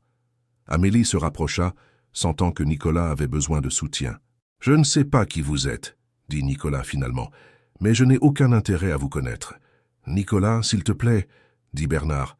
« Laisse-moi expliquer. »« Expliquer quoi ?» La voix de Nicolas était pleine de colère. « Comment tu as abandonné ta première famille? Comment tu as fui tes responsabilités? »« Ce n'était pas tout à fait comme ça, » commença Bernard. « Alors comment c'était ?» interrompit Nicolas. « Dis-moi, puisque apparemment tout le monde connaissait cette histoire sauf moi. » Julien rit sans humour. « Il n'est pas venu s'excuser, Nicolas. Il est venu parce qu'il est mourant. » Bernard lança un regard agacé à Julien. « Je voulais le dire à ma façon. »« Mourant » répéta Nicolas confus. « Cancer, » expliqua Bernard. « Stade avancé. On m'a donné quelques mois, peut-être 1 an. »« Et tu veux quoi? Que j'aie pitié ?»« Je veux faire la paix, » dit Bernard. « Avec toi, avec Julien. Je veux réparer mes erreurs avant qu'il ne soit trop tard. » Amélie observait la scène, voyant la douleur sur le visage de Nicolas.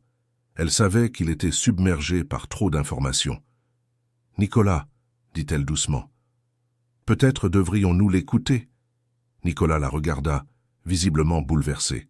« Tu ne comprends pas, cet homme... »« Je comprends, » dit Amélie, « mais tu le regretteras si tu ne l'écoutes pas.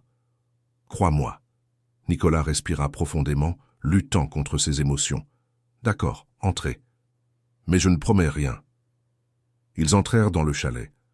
Amélie servit du café tandis que Bernard commençait à raconter son histoire. C'était l'histoire compliquée d'un jeune homme qui avait commis des erreurs, qui avait fui les problèmes au lieu de les affronter, qui avait bâti un empire du bois dans une autre ville, mais n'avait jamais réussi à oublier les enfants qu'il avait laissés derrière lui. « Quand j'ai su pour Julien il y a quelques années, dit Bernard, j'ai essayé de me rapprocher, il me détestait. Et il avait raison. Je te déteste toujours, murmura Julien. Mais maintenant je veux essayer de bien faire, continua Bernard. Je ne peux pas effacer le passé, mais je peux essayer de construire un avenir pour vous deux.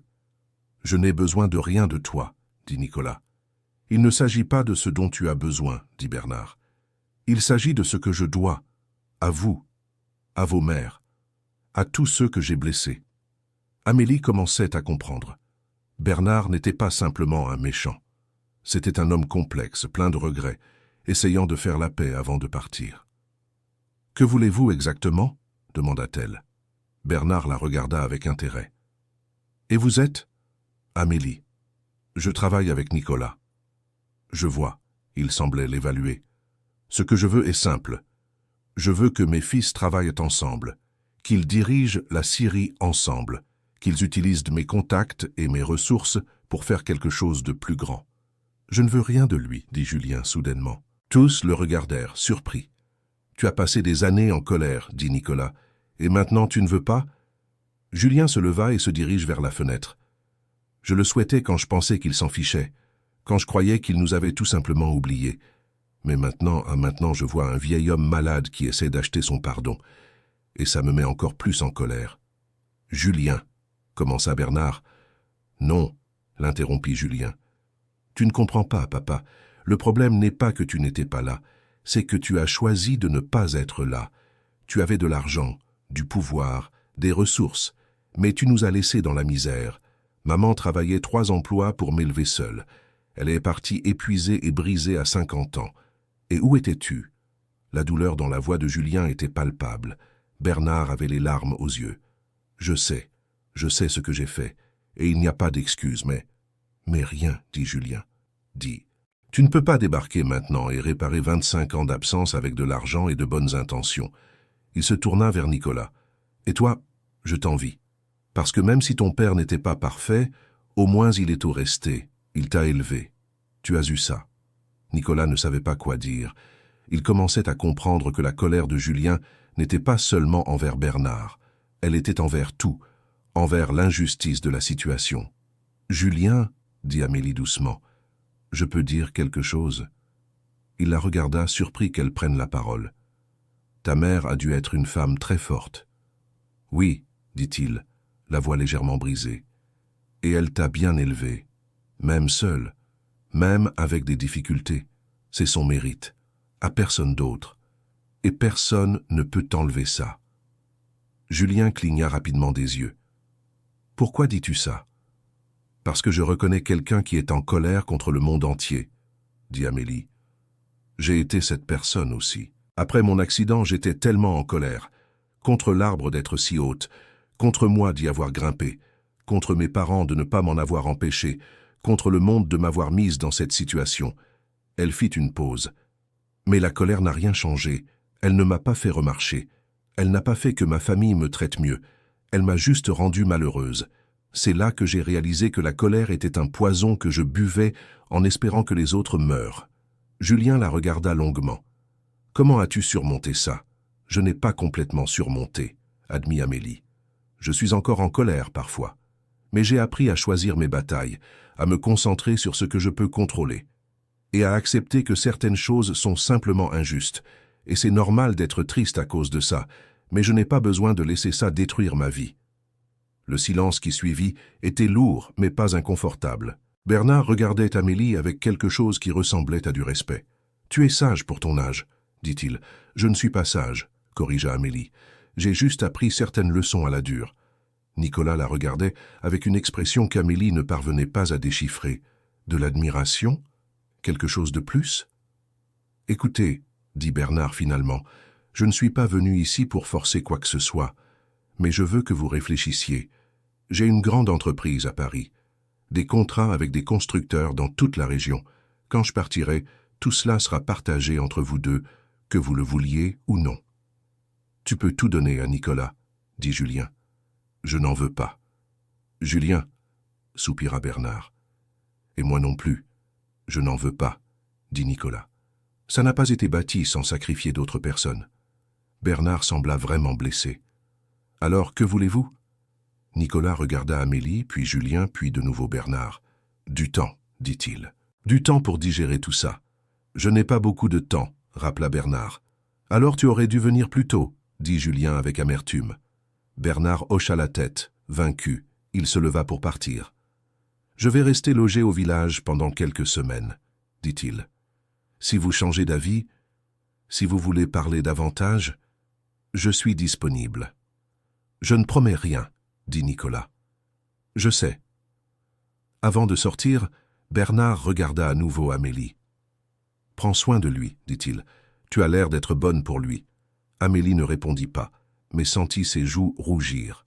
Après leur départ, Nicolas resta immobile au milieu de la pièce, visiblement en train de digérer tout cela.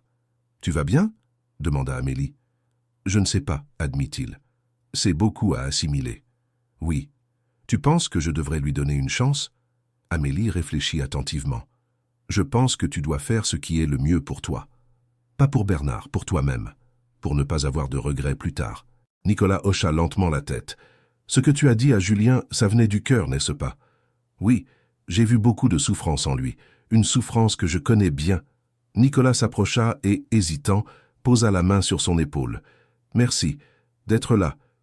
Pour tout. » Amélie couvrit sa main de la sienne. « De rien. » Ils restèrent ainsi un moment, un silence chargé d'émotions non dites entre eux.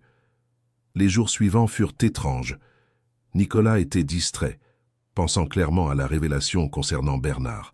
Amélie essayait de maintenir une routine normale, mais sentait que quelque chose avait changé entre eux depuis ce jour. Cher auditeur, si vous aimez cette histoire, n'hésitez pas à laisser un like et surtout à vous abonner à la chaîne. Cela nous aide beaucoup. Nous qui débutons, maintenant continuons. Une semaine après la visite de Bernard, Thomas apparut au chalet. Amélie était au potager lorsqu'elle le vit arriver à pied par le sentier. « Thomas ?» Elle était surprise. « Qu'est-ce que tu fais ici ?»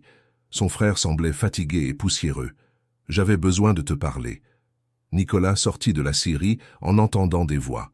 « Tout va bien ici ?»« Oui, » dit Amélie. « C'est mon frère. »« Ah !» Nicolas sembla se détendre un peu. « Je vais préparer un café. » Ils entrèrent à l'intérieur. Thomas s'assit lourdement sur une chaise. « Comment es-tu arrivé ici ?» demanda Amélie. « À pied. C'est à environ 3 kilomètres du village. Ce n'est pas si loin. Mais pourquoi es-tu venu ?»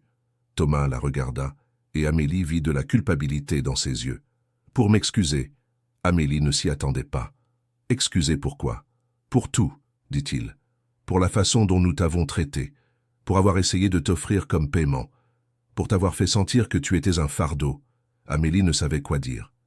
« Merci. »« Ne me remercie pas, » dit Thomas. « Je ne le mérite pas. La vérité, c'est que nous avions tort. Complètement tort. Et il nous a fallu du temps pour le réaliser. » Nicolas apporta le café, puis sortit discrètement, les laissant seuls. « Qu'est-ce qui a changé ?» demanda Amélie. Thomas prit la tasse de café à 2 mains, comme s'il avait besoin de sa chaleur. « Grand-mère Louise est apparue. » Amélie ouvrit de grands yeux. « Grand-mère Louise, mais je pensais qu'elle avait décédé. » C'est ce que tout le monde croyait. Mais elle était vivante tout ce temps, cachée dans une ville voisine. « Pourquoi ?»« Pour nous tester, » dit Thomas avec un sourire amer. Elle a fait semblant d'être malade.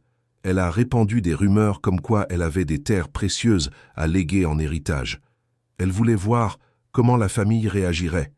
Amélie était choquée. « C'est cruel. » Ça l'était. Mais ça a aussi révélé des vérités. Thomas fit une pause. Quand nos parents ont appris l'héritage supposé, c'est là qu'ils ont essayé de t'utiliser. Quand ils ont pensé que tu pourrais avoir de la valeur à cause de l'argent que tu hériterais.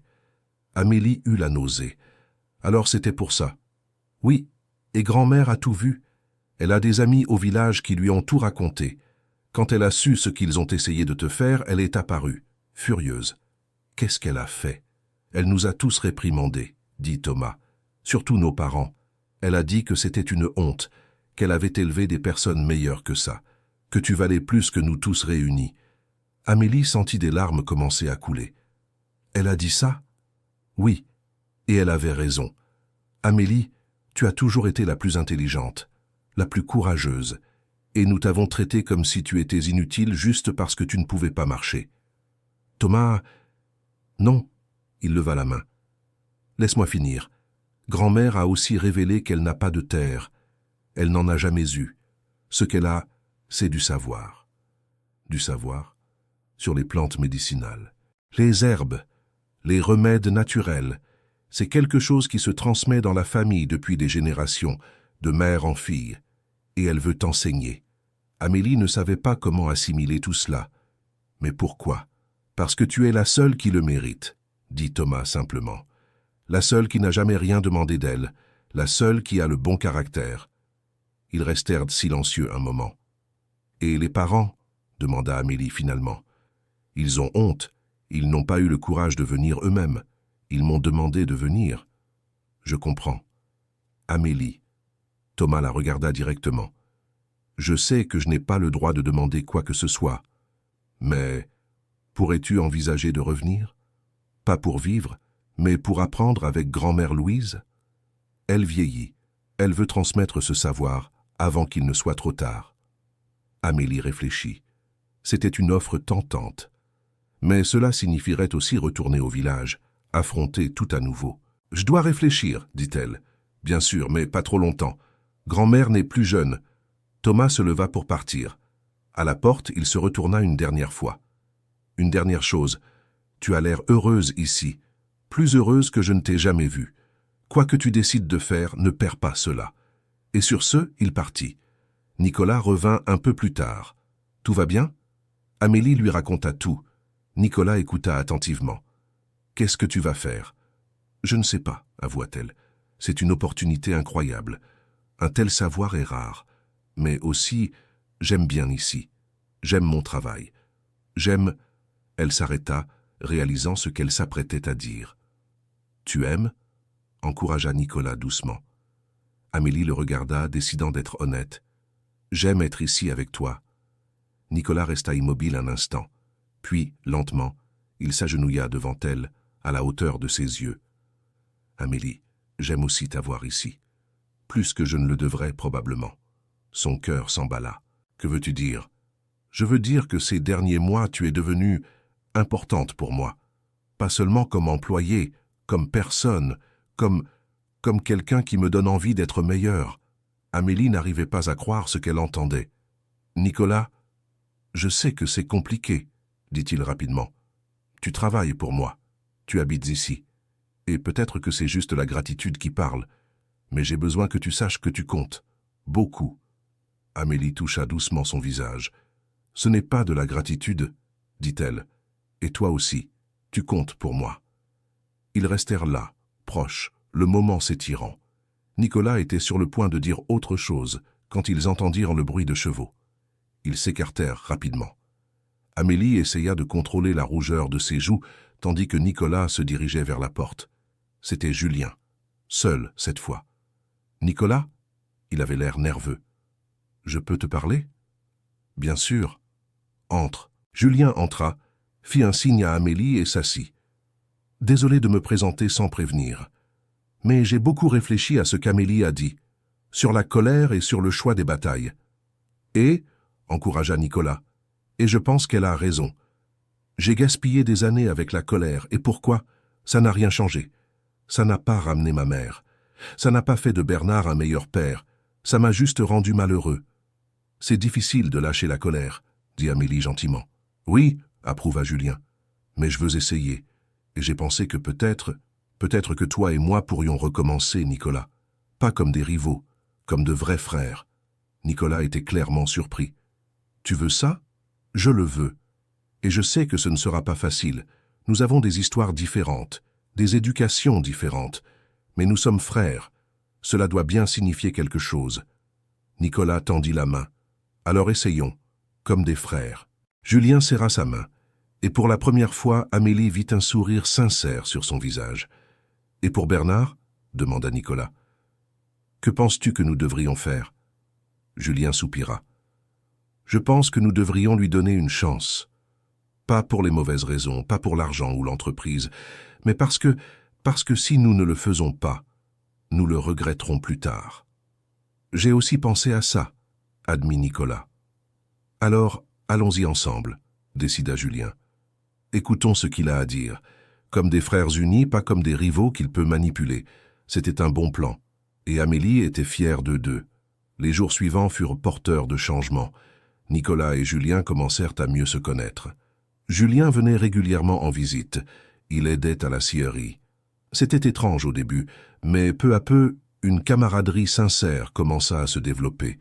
Bernard fut ravi quand ils se présentèrent pour discuter. Les conversations n'étaient pas faciles. Il y avait beaucoup de douleurs à digérer, beaucoup de vérités difficiles à accepter. Mais petit à petit, ils commencèrent à construire quelque chose de nouveau. Pas une famille parfaite, mais une vraie famille, avec toutes les imperfections et les complexités que cela comporte. Pendant ce temps, Amélie décida d'accepter la proposition de sa grand-mère. Elle commença à descendre au village une fois par semaine pour apprendre les plantes médicinales. Grand-mère Louise était une femme petite mais redoutable, aux cheveux complètement blancs et aux yeux qui semblaient prévoir à travers les gens. « Alors tu es Amélie » dit-elle lors de leur première rencontre. « La petite fille qui a plus de tête que tous les autres réunis. Merci, grand-mère. Ne me remercie pas encore. Ce sera un travail difficile. Il y a beaucoup à apprendre. Et c'était vrai. Grand-mère Louise enseignait sur des dizaines de plantes. Leurs utilisations, comment les préparer, les dosages, les contre-indications. C'était un savoir vaste et complexe. Cela se transmet de génération en génération, expliqua la grand-mère. Ma mère me l'a appris, sa mère le lui a enseigné, et ainsi de suite. Pourquoi ne l'avez-vous pas appris à ma mère? Grand-mère Louise fit une mine désapprobatrice. J'ai essayé, mais elle n'avait pas la patience. Elle voulait des choses rapides, des solutions faciles. Ce savoir exige du dévouement. Amélie comprenait. Sa mère avait toujours été impatiente, cherchant des raccourcis. Et moi, ai-je du dévouement? Tu as quelque chose de mieux, dit grand-mère Louise. Tu as un but. Tu as une raison d'apprendre. Ce n'est pas seulement par obligation ou par héritage. C'est parce que tu y vois de la valeur. C'était vrai. Amélie était fascinée. Elle commença à expérimenter, préparant quelques remèdes simples dans le chalet. Nicolas fut impressionné par les résultats. Ceci a soulagé le mal de dos que j'avais depuis des semaines, dit-il, surpris. C'est un mélange d'arnica et de gingembre, expliqua Amélie. Grand-mère me l'a appris. Au fur et à mesure qu'Amélie maîtrisait la connaissance des plantes, elle commença à voir des possibilités. Elle pourrait combiner cela avec le travail à la scierie, créer des produits naturels à vendre. Quand elle mentionna l'idée à Nicolas, il l'adora. « C'est tout à fait logique, dit-il. Nous avons accès à la forêt, tu as le savoir. Je peux construire un espace pour que tu prépares les produits. Vraiment? Bien sûr. Et Julien peut t'aider. Il a des contacts dans les magasins de produits naturels en ville. C'est ainsi qu'est née une nouvelle facette de l'entreprise. Amélie commença à produire des pommades, des huiles, des thés. Nicolas construisit un petit laboratoire attenant au bureau. Julien amena les premiers clients. L'affaire se développa rapidement. Les gens appréciaient la qualité, le soin, de savoir que c'était fait avec des ingrédients naturels et un savoir traditionnel. Un jour, des mois après le début, Amélie était dans le laboratoire à préparer une grosse commande quand elle entendit une dispute dehors. Elle roula jusqu'à la porte et vit Monsieur Dupont en train de se disputer avec Nicolas. « Vous êtes en train de ruiner mon commerce !» criait le commerçant. « Les gens achètent tout chez vous maintenant, du bois, des produits naturels. Mon épicerie est vide. »« Monsieur Dupont, » dit Nicolas patiemment, « je ne ruine rien. J'offre simplement des produits de qualité à des prix justes. »« Des prix justes ?» L'homme cracha presque les mots. « Vous déstabilisez toute l'économie du village. » Amélie roula jusqu'à eux. « Non, monsieur Dupont, vous avez déstabilisé l'économie du village quand vous avez exploité les gens pendant des années. Nous offrons simplement une alternative. » Le commerçant la regarda avec haine. « Tout cela est de votre faute. Depuis votre arrivée, tout a changé. »« C'est vrai, » admit Amélie. « En mieux. Vous ne savez pas de quoi vous parlez. »« Si, je le sais. Je sais que vous pratiquiez des taux d'intérêt abusifs, que vous manipuliez les prix, que vous profitiez de ceux en difficulté. C'est un mensonge. » Non. Une nouvelle voix se joignit à la conversation. C'était Madame Moreau, l'une des femmes les plus respectées du village. Et nous le savons tous, Antoine. De plus en plus de personnes commençaient à se rassembler. On aurait dit que la moitié du village était montée jusqu'au chalet. « Amélie a raison, dit M. Martin, l'agriculteur qui autrefois devait de l'argent. Vous nous avez exploités pendant des années, et maintenant vous êtes en colère parce que quelqu'un propose mieux. » M. Dupont regarda autour de lui, réalisant qu'il n'avait aucun soutien. « Vous allez le regretter, dit-il, mais sa voix n'avait plus de conviction. « Non, affirma fermement Madame Moreau. Nous en avons assez, Antoine, assez d'être exploités. Nicolas et Amélie nous ont rendu notre dignité. » Le commerçant partit vaincu.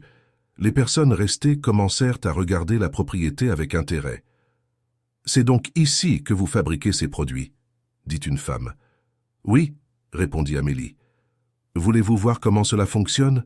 Ainsi, ce qui devait être une confrontation se transforma en visite informelle. Amélie montra le laboratoire. Nicolas expliqua le fonctionnement de la scierie. Julien parla des projets d'expansion. Quand tout le monde fut parti, Amélie était épuisée mais heureuse.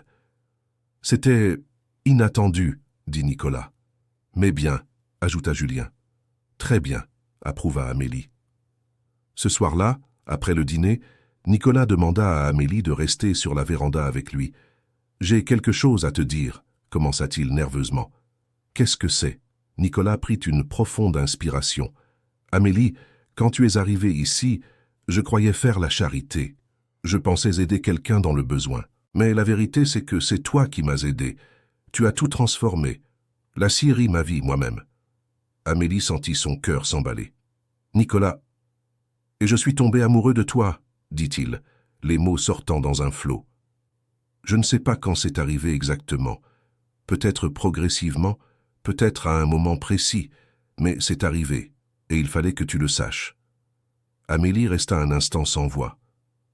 Tu es tombé amoureux de moi? Oui, et je sais que c'est compliqué. Tu travailles ici, tu vis ici. Et si tu ne ressens pas la même chose, nous pouvons faire comme si cette conversation n'avait jamais eu lieu. Mais je devais le dire. Amélie prit sa main. Nicolas, moi aussi je suis tombée amoureuse de toi. Ses yeux s'écarquillèrent. Vraiment? Vraiment. Je crois que ça a commencé quand tu m'as traité comme une personne, pas comme un projet de charité. Quand tu m'as fait confiance pour ton entreprise. Quand tu m'as donné de l'espace pour grandir. Nicolas l'attira plus près. Et cette fois, il n'y eut aucune interruption. Le baiser fut doux, plein de promesses et de toutes les émotions qu'ils avaient retenues. Quand ils se séparèrent, ils souriaient tous deux. « Qu'est-ce qu'on fait maintenant » demanda Amélie. « Je ne sais pas, admit Nicolas, mais nous le découvrirons ensemble. » Et ils le firent. Les mois suivants furent marqués par une croissance à tous les niveaux. Leur relation se développa naturellement. La scierie continua à prospérer. L'entreprise de produits naturels s'étendit. Bernard, malgré sa maladie, voyait sa famille se rassembler. Nicolas et Julien travaillaient désormais ensemble, combinant la scierie de Nicolas avec les contacts de Bernard. Ils créèrent quelque chose de plus grand que ce qu'ils auraient pu faire seuls. « Vous m'avez offert un cadeau », dit Bernard un après-midi, réuni avec ses deux fils. « Vous m'avez donné la paix. Je peux partir en sachant que vous allez bien, que vous êtes ensemble. »« Ne dis pas ça, » dit Nicolas. « C'est la vérité, » insista Bernard. « Et j'en suis reconnaissant. » 2 mois plus tard, Bernard s'éteignit paisiblement dans son sommeil. Les funérailles furent modestes mais significatives. Nicolas et Julien se tinrent côte à côte, se soutenant mutuellement. Amélie était là, une présence silencieuse mais constante. Après les funérailles, Julien chercha Amélie. « Merci, dit-il. »« Pourquoi ?»« Pour ce jour-là. Quand tu m'as fait voir que la colère me détruisait. Sans toi, j'aurais perdu la chance de connaître mon père, de connaître mon frère. J'aurais tout perdu par orgueil. » Amélie sourit doucement. « Tu étais prêt à entendre. J'ai seulement dit ce qui devait être dit. Quand même, merci. » Quelques mois plus tard, par une matinée ensoleillée, Amélie était au potager lorsque Nicolas apparut avec quelque chose dans les mains. « Qu'est-ce que c'est » demanda-t-elle. Nicolas s'agenouilla devant elle, ouvrant la main pour révéler une bague. Ce n'était pas une bague ordinaire. Elle était en bois, finement travaillée et polie. « J'ai passé les 3 derniers mois à la fabriquer, dit-il. Elle est faite en pin, le premier arbre que j'ai planté quand j'ai repris la Syrie. Je voulais qu'elle soit spéciale. » Amélie était sans voix. « Amélie Dubois, poursuivit Nicolas, tu as changé ma vie de toutes les manières possibles. Tu m'as fait voir que la bonté n'est pas une faiblesse. Tu m'as appris à me faire respecter. Tu m'as montré que la famille va au-delà du sang. Et tu m'as fait croire en l'amour à nouveau. » Il prit une profonde inspiration. « Veux-tu m'épouser » Amélie avait des larmes qui coulèrent sur son visage. « Oui, 1000 fois oui. » Nicolas lui passa la bague au doigt et l'attira dans une étreinte. Ils restèrent ainsi un long moment, le soleil caressant leur visage. « Mais il y a une condition, » dit Amélie lorsqu'ils se séparèrent. Nicolas s'inquiéta. « Laquelle ? » ?»« Je veux être associé, pas seulement ton épouse. Une société égalitaire dans la Syrie, dans les produits naturels, en tout. » Nicolas rit. « Tu l'es déjà, Amélie, depuis le premier jour. Alors il faut que ce soit officialisé. Contrat, registre, tout en règle. C'est fait. » La nouvelle des fiançailles se répandit rapidement. Tout le village en parlait. Certains avec une joie sincère, d'autres avec une jalousie mal dissimulée. La famille d'Amélie eut des réactions mitigées. Catherine pleura, mais Amélie ne sut pas si c'était de joie ou de culpabilité. François la félicita timidement. Thomas serra sa sœur avec une fierté authentique. « Tu as réussi, dit-il. Tu t'es bâti une vie. »« Nous avons réussi, corrigea Amélie. Toi aussi tu as changé, Thomas. Tu travailles, tu aides nos parents, tu grandis. J'ai appris de toi. Grand-mère Louise, quand elle l'apprit, hocha simplement la tête, satisfaite. Je savais que tu étais spécial, dit-elle. Je l'ai toujours su. Les préparatifs du mariage commencèrent. Ce serait une cérémonie simple sur la propriété même. Julien insista pour aider à construire une plateforme spéciale pour la cérémonie. C'est le moins que je puisse faire pour mon frère, dit-il. Les semaines passèrent en préparatifs. Amélie était occupée à tout organiser, gérant les détails, produisant un lot spécial de produits à vendre lors de la fête, tenant la comptabilité à jour. Ce fut 2 semaines avant le mariage qu'ils reçurent une visite inattendue. C'était une femme d'une 60aine d'années, élégante, avec des cheveux gris attachés en chignon. Elle descendit d'une calèche coûteuse et regarda autour d'elle avec intérêt. « Puis-je vous aider ?» demanda Nicolas sortant de la scierie. « Vous êtes Nicolas Lambert ?»« C'est moi. Je m'appelle Sophie. J'étais mariée à Bernard il y a de nombreuses années. » Nicolas se figea. C'était la première épouse de Bernard, la mère de Julien. « Madame Sophie. » Il ne savait quoi dire. « Puis-je vous parler ?»« Et à mon fils. » Julien fut appelé. Quand il vit sa mère, il pâlit. « Maman ?»« Salut, mon fils. » Amélie observait de loin, sentant qu'elle devait leur laisser de l'intimité. Mais Sophie remarqua sa présence. « Vous êtes Amélie ?»« Oui. Bernard m'a parlé de vous. Il a dit que vous étiez responsable de réunir mes fils. Je ne sais pas si c'est le cas. »« Si, c'est le cas. » Sophie sourit. « Et j'en suis reconnaissante. » Les 4 s'assirent sur la véranda. Sophie expliqua que Bernard avait pris contact avec elle quelques mois avant son départ, demandant pardon, lui parlant de ses fils, lui demandant, si possible, de les rencontrer. « Il n'avait pas le droit de demander cela, » dit Sophie, « mais j'étais curieuse. J'ai voulu voir par moi-même le genre d'homme qu'était devenu mon fils. Et vous, Nicolas, le demi-frère que Julien n'a jamais connu. Et qu'en pensez-vous » demanda Julien, la voix tendue. Sophie le regarda avec amour. « Je pense que vous êtes tous deux de meilleurs hommes que Bernard ne l'a jamais été, et je suis heureuse que vous vous soyez trouvés. » Julien avait des larmes aux yeux.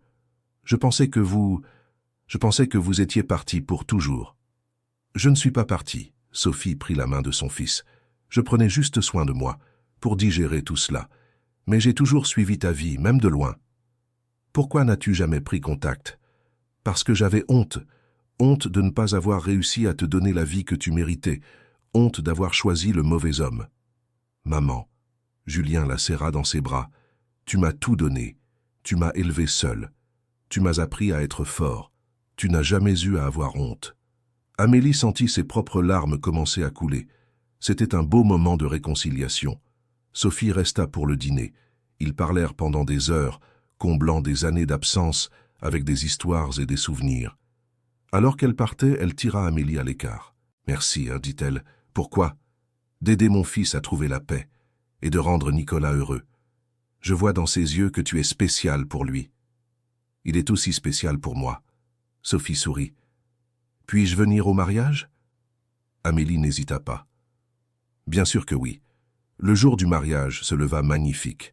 Ciel bleu, soleil brillant, température parfaite. La plateforme que Julien avait construite était décorée avec des fleurs de la forêt. Les chaises étaient disposées en demi-cercle. Amélie portait une robe simple mais jolie, d'un ton bleu clair. Ce n'était pas le blanc traditionnel, mais c'était elle. Et c'était ce qui comptait. Nicolas était nerveux, ajustant sans cesse son costume. Julien se moquait de lui. « Détends-toi, frérot. Elle a déjà dit oui. »« Je sais, mais... Et si elle changeait d'avis ?»« Elle ne changera pas, » assura Julien. Les invités commencèrent à arriver. Le village entier semblait être venu. Madame Moreau, Monsieur Martin. Même Monsieur Dupont fit son apparition, bien qu'il reste à l'arrière avec un air renfrogné. La famille d'Amélie était au premier rang. Catherine pleurait silencieusement. François avait une expression fière, un peu gênée. Thomas souriait sincèrement. Grand-mère Louise était assise sur une chaise spéciale, vêtue de ses plus beaux habits. Sophie était à côté de Julien, tous deux se tenant la main. Quand la musique commença, Amélie fut conduite par Thomas dans l'allée improvisée. Ce n'était pas traditionnel, mais c'était parfait pour eux. Nicolas l'attendait à l'hôtel avec les yeux brillants. Quand elle arriva, il prit ses mains. La cérémonie fut menée par un prêtre venu de la ville. Les mots étaient traditionnels, mais le sentiment était unique. Moi, Nicolas, te reçois Amélie comme épouse et promets de te rester fidèle dans la joie et dans la tristesse, dans la santé et dans la maladie, tous les jours de notre vie. Moi, Amélie, te reçois Nicolas comme époux et promets de te rester fidèle dans la joie et dans la tristesse, dans la santé et dans la maladie, tous les jours de notre vie. Ils échangèrent les alliances. Nicolas avait l'anneau de bois qu'il avait fabriqué. Amélie avait acheté une simple alliance en argent pour lui. « Je vous déclare mari et femme », dit le prêtre. Le baiser fut long et applaudi par tous les présents. La fête qui suivit fut animée. Il y avait de la musique, de la danse, de la nourriture en abondance. Quelqu'un avait apporté un accordéon. Les gens dansaient en rond. Amélie ne pouvait pas danser de façon traditionnelle, mais Nicolas la faisait tourner dans son fauteuil roulant autour de l'espace, tous deux riant comme des enfants. À un moment, Catherine s'approcha. « Amélie, puis-je te parler ?» Elles allèrent dans un coin plus tranquille. « Je veux m'excuser, » commença Catherine. « Vraiment cette fois, pour ce que nous avons essayé de faire. Pour la façon dont nous t'avons traité, tu ne méritais pas cela. » Amélie regarda sa mère. Il y avait encore de la blessure, mais aussi de la compréhension. « Je sais que vous étiez désespérée, » dit-elle, « et je sais que ce n'était pas facile de s'occuper de moi après l'accident. Mais cela ne justifie pas, » insista Catherine. « Tu es ma fille. J'aurais dû te protéger, pas t'offrir comme solution à nos problèmes. » Amélie réfléchit attentivement avant de répondre. « Je te pardonne, maman. Mais le pardon ne signifie pas oublier. Cela signifie aller de l'avant. Et je l'ai fait. J'ai construit une bonne vie ici. J'ai trouvé ma place. » Catherine hocha la tête, les larmes aux yeux. « Es-tu heureuse ?»« Je le suis, plus heureuse que je ne l'aurais jamais pensé. Alors je suis heureuse aussi. » Elles s'embrassèrent, une étreinte qui ne guérissait pas toutes les blessures, mais commençait le processus. François vint également parler à Amélie. La conversation fut plus brève, plus étrange. Mais il s'excusa aussi, et Amélie pardonna également. Thomas la serra fièrement dans ses bras. « Ma sœur, la chef d'entreprise et l'épouse du bûcheron, » dit-il à moitié en plaisantant. « Associée du bûcheron, » corrigea Amélie. « La moitié de la ferme appartient, comme il se doit. » Grand-mère Louise appela Amélie avant de partir. « Tu as bien agi, ma fille, » dit la grand-mère. « Tu as construit quelque chose de réel, quelque chose de durable. J'ai appris de vous, grand-mère. Et tu continueras d'apprendre. J'ai encore beaucoup à t'enseigner. Je sais, et j'ai hâte. » Sophie prit aussi congé en étreignant Amélie chaleureusement. « Bienvenue dans la famille, » dit-elle. « Même si c'est une famille compliquée et un peu brisée. »« Toutes les familles sont un peu brisées, » répondit Amélie. « L'important, c'est comment on répare les fissures. » Quand tout le monde fut parti et que la nuit fut complètement tombée, Nicolas et Amélie restèrent seuls sur la terrasse, à regarder les étoiles. « Je crois qu'on a réussi, » dit Nicolas. « Réussi quoi ? À construire quelque chose de bien, quelque chose qui en vaut la peine. » Amélie entrelaça ses doigts avec les siens. « Oui, on a réussi. »« Tu sais ce qui est drôle, » dit Nicolas. « Tout le monde pensait que je faisais la charité en t'amenant ici, mais la vérité c'est que c'est toi qui m'as sauvé. »« On s'est sauvés l'un l'autre, » corrigea Amélie. « C'était un effort commun. » Nicolas rit. « Il faut toujours que tu corriges, hein ? Il faut bien que quelqu'un maintienne la précision. » Ils restèrent là jusqu'à tard, à parler de projets futurs. Ils voulaient agrandir le laboratoire, peut-être embaucher quelques personnes du village pour aider. Julien avait suggéré d'ouvrir une boutique en ville pour les produits naturels. « Et des enfants ?» demanda Nicolas hésitant. « Tu y as déjà pensé ?» Amélie y avait pensé. C'était compliqué, mais pas impossible. J'y ai pensé et j'en veux, mais au bon moment. D'abord, consolidons nos affaires, construisons une base solide. C'est logique. Mais oui, dit-elle en souriant. J'en veux, avec toi. Nicolas l'embrassa doucement. Moi aussi. Les mois suivants prouvèrent qu'ils avaient fait les bons choix. L'entreprise de produits naturels se développa encore. Amélie créa une gamme de soins pour la peau qui eut du succès dans les villes alentours. La scierie continua à bien fonctionner. Nicolas et Julien travaillaient bien ensemble. complétant mutuellement leurs compétences. Le village changea peu à peu sa relation avec eux. Monsieur Dupont, voyant qu'il ne pouvait les vaincre, finit par se joindre à eux. Il commença à vendre les produits d'Amélie dans son épicerie, avec une commission équitable pour les deux. Parfois, il vaut mieux s'associer que se battre, admit-il un après-midi. C'était la chose la plus proche d'une excuse qu'Amélie recevrait de lui, et c'était très bien. 1 an après le mariage, Amélie sentit que quelque chose était différent. Elle eut des nausées matinales, une fatigue excessive et un soupçon grandissant. Quand elle eut la confirmation du médecin de la ville, elle rentra à la maison le cœur battant. Elle trouva Nicolas à la scierie. « Il faut que tu t'assoies, dit-elle. Nicolas fut immédiatement inquiet. « Qu'est-ce qui s'est passé? Tu vas bien ?»« Je vais très bien. »« Mieux que très bien. » Amélie sourit. « Je suis enceinte. » Nicolas la regarda longuement, digérant la nouvelle. Puis un immense sourire illumina son visage. « Vraiment? Tu en es sûr? »« J'en suis sûr. » Il la serra fort dans ses bras, riant et pleurant à la fois.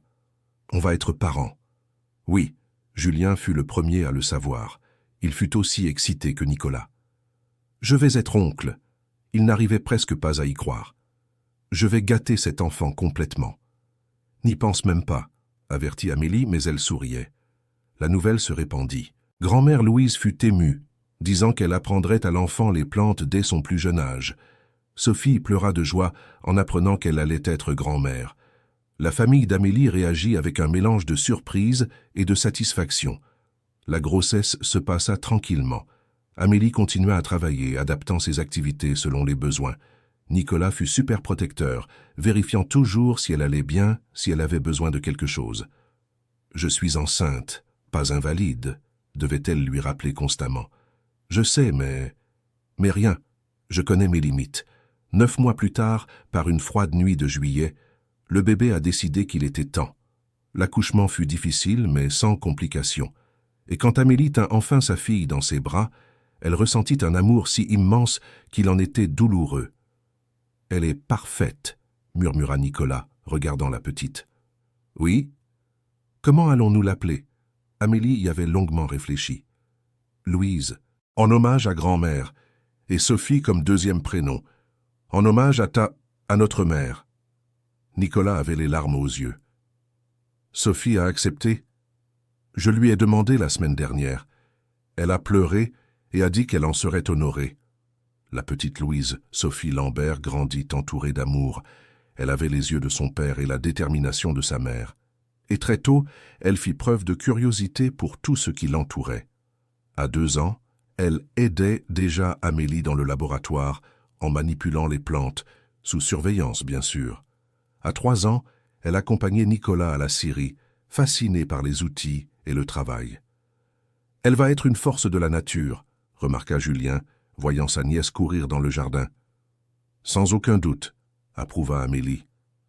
Les années passèrent. L'entreprise continua de croître.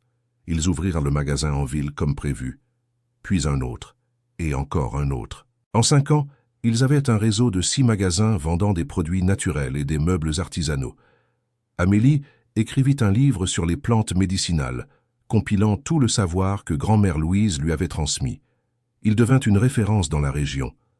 Nicolas développa des techniques de gestion forestière durable, replantant 3 arbres pour chaque arbre coupé. La scierie devint un modèle de responsabilité environnementale. Julien trouva l'amour lui aussi. Une institutrice de la ville qui le voyait tel qu'il était vraiment, non pour ses erreurs passées. Le chalet dans le Massif central fut agrandi, devenant une vraie maison. Mais ils conservèrent la structure d'origine, la rampe, les aménagements. C'était une partie de leur histoire. Louise grandit en écoutant les récits de la rencontre de ses parents, de la grand-mère qu'elle n'avait jamais connue, mais qui avait laissé un héritage, de l'importance de voir la valeur des personnes au-delà des apparences. À 10 ans, elle demanda à sa mère « Maman, tu as été triste quand tu as perdu la capacité de marcher ?» Amélie réfléchit attentivement à sa réponse. « Oui, pendant longtemps, j'ai ressenti de la colère, de la tristesse, de la frustration. J'avais l'impression d'avoir perdu ma vie. Mais tu ne l'as pas perdue. Non, j'ai juste dû construire une vie différente de celle que j'avais prévue. Et tu sais ce que j'ai découvert? Que cette vie est même meilleure. Parce qu'elle est réelle. Parce qu'elle a été conquise. parce qu'elle m'a appris des choses que je n'aurais jamais apprises autrement. Comme quoi? Comme que la valeur n'est pas dans la perfection, elle est dans l'authenticité. Comme que la force n'est pas seulement physique, elle est mentale, émotionnelle, comme que le vrai amour voit la personne, pas les limites. Louise serra sa mère dans ses bras. « Je veux être comme toi quand je serai grande. » Amélie sentit ses yeux picoter. « Tu seras meilleure, parce que tu auras toutes les opportunités que je n'ai pas eues, et tu les utiliseras pour faire des choses incroyables. » Et c'est ce qui arriva. Louise devint une femme forte, intelligente, compatissante. Elle étudia l'agronomie, revint travailler avec ses parents, propulsant l'entreprise vers de nouveaux sommets. 20 ans après ce jour fatidique à l'épicerie, Amélie était sur la véranda de la maison, maintenant une dame de 45 ans environ. Nicolas était à ses côtés, les cheveux commençant à grisonner. « Tu regrettes quelque chose ?» demanda-t-il. Amélie réfléchit. « Parfois, je me demande comment cela aurait été si l'accident n'était jamais arrivé, si je marchais encore. Mais je ne regrette pas le chemin parcouru, parce que ce chemin m'a mené à toi, à Louise, à cette vie. Moi non plus, je ne regrette rien. Même pas d'avoir payé 8 000 € pour une comptable têtue ?» Nicolas rit. « Surtout pas cela, c'était le meilleur investissement que j'ai jamais fait. » Amélie posa sa tête sur son épaule. « Nous avons bâti quelque chose de bien, hein? Nous avons bâti quelque chose d'incroyable. » Et c'était vrai. Ils n'avaient pas seulement bâti une entreprise prospère, mais une famille, une communauté, un héritage. Le village dans le Massif central n'était plus un lieu d'exploitation et de préjugés. C'était un lieu d'opportunité. Les personnes qui travaillaient avec Amélie et Nicolas gagnaient des salaires justes, avaient des conditions dignes. L'éducation s'était améliorée avec Amélie finançant une bibliothèque et Nicolas construisant un nouveau bâtiment scolaire. Grand-mère Louise était partie à 92 ans, entourée de sa famille, laissant un vaste savoir consigné dans des livres et des enseignements. Sophie rendait régulièrement visite, faisant partie intégrante de la famille élargie. Julien et son épouse avaient 2 enfants qui jouaient avec Louise. La famille Dubois, les parents et frères d'Amélie en faisaient également partie.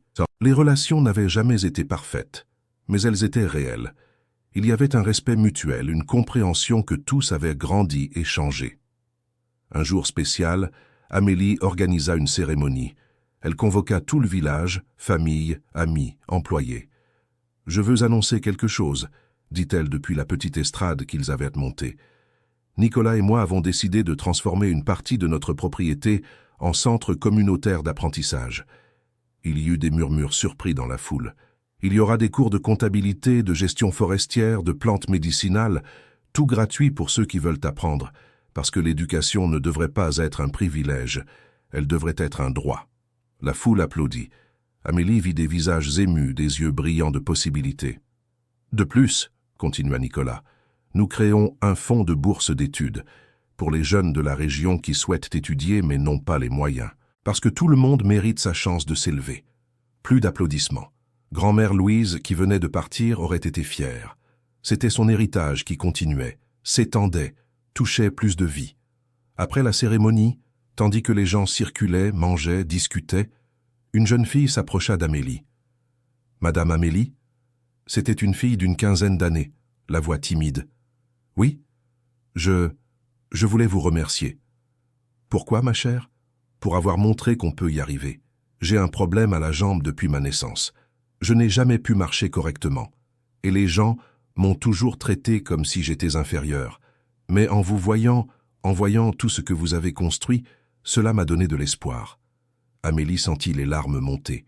« Comment vous appelez-vous ?»« Mathilde. »« Mathilde, écoutez-moi bien. Vous n'êtes inférieure à personne. Comprenez-vous? Vous êtes capable de choses incroyables. Vous avez juste besoin d'opportunités et de croire en vous. Mais c'est difficile de croire quand personne ne croit en vous.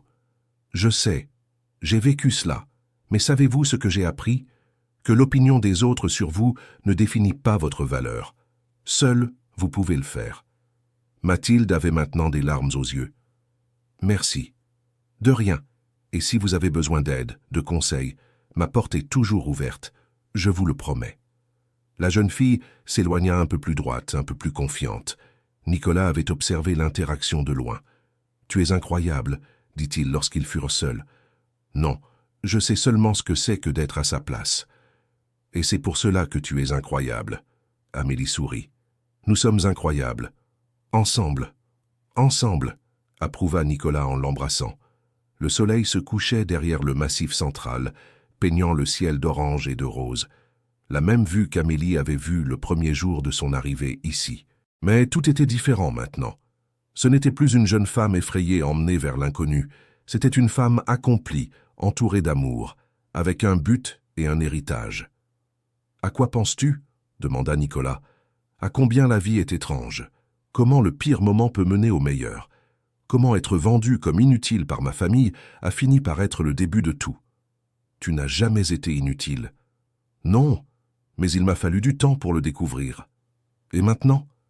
Maintenant, je connais ma valeur, et je vais passer le reste de ma vie à montrer aux autres la leur. » C'était une belle promesse. Et une qu'Amélie tiendrait. Les années continuèrent à passer. Louise grandit, eut ses propres enfants. Julien aussi. La maison dans le massif central fut remplie de rires d'enfants, de conversations autour de la cheminée, d'histoires racontées et re-racontées. Amélie et Nicolas vieillirent ensemble, côte à côte, affrontant les défis, célébrant les victoires, toujours se soutenant l'un l'autre. Quand Amélie eut 70 ans, elle publia son autobiographie. De l'inutilité au but, un voyage de découverte. Elle devint un best-seller régional, inspirant d'innombrables personnes. Nicolas, à 75 ans, travaillait encore à la scierie, bien qu'à un rythme plus lent désormais.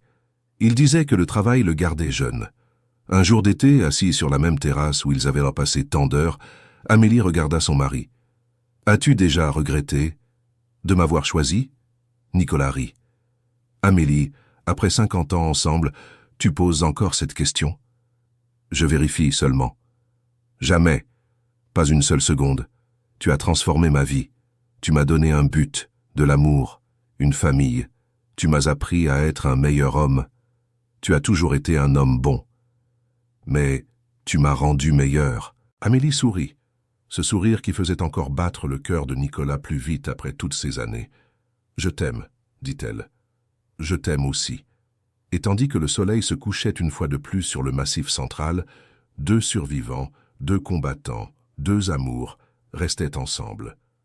Une histoire qui commença par l'humiliation et le désespoir, mais se termina en triomphe et accomplissement.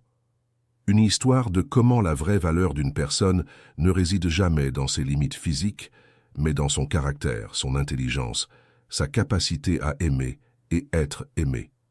Une histoire de comment, parfois, être vendu comme inutile peut être le premier pas pour découvrir que vous êtes, en réalité, inestimable.